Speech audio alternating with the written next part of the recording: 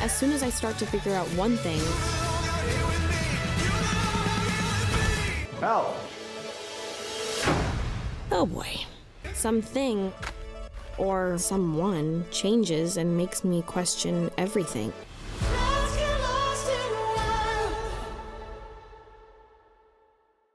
Kissing Booth 2 is a teen romantic comedy and sequel to Kissing Booth.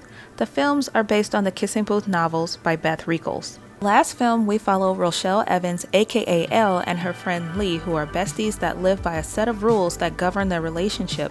Rule number 9 is that relatives are off limits.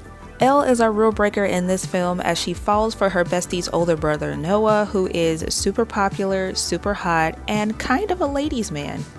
Here is where I'll stop the recap for the first movie because this review does contain some light spoilers from the first film, but to do you a solid, I left a review for the first film in the top right cards, but if you don't care, let's just keep it moving.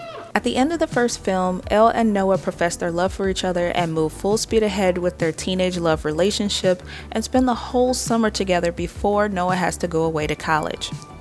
Now, there are multiple conflicts going on for Elle in this movie, one being that she's in a long-distance relationship with Noah and she's not quite sure if he's being faithful to her, and she's not quite sure if the relationship will make it through the long distance.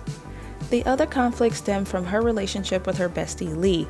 Because she's lonely and misses Noah, she's spending way too much time with Lee, which interferes with Lee's relationship with his girlfriend Rachel.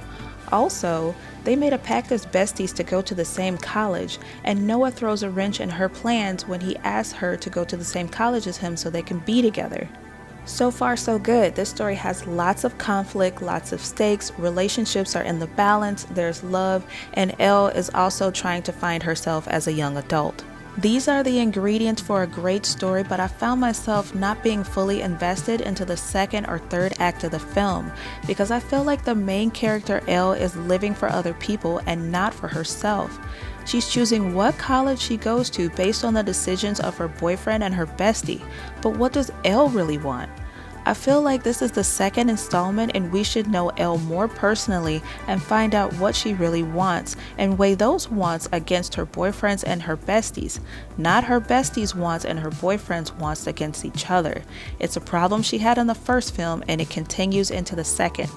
Not only that, but writers keep using this tool in romantic films that is a pet peeve of mine, and it's the lack of communication between couples. You already have enough conflict going on with the decisions that she has to make, but then you add that, it's like, just have them talk out their differences and get that over and done with, and then get back to this bigger issue at hand. The only things that brought me back into the story was the fact that our main character Elle is such a good person. She has good values and she has a great support system that gives her advice. And you really root for her to get her shot at happiness at the end of this film. And the other thing that brought me in was the love story. It's such a juicy teenage guilty pleasure love story, and you really want to see it through and see how it turns out at the end.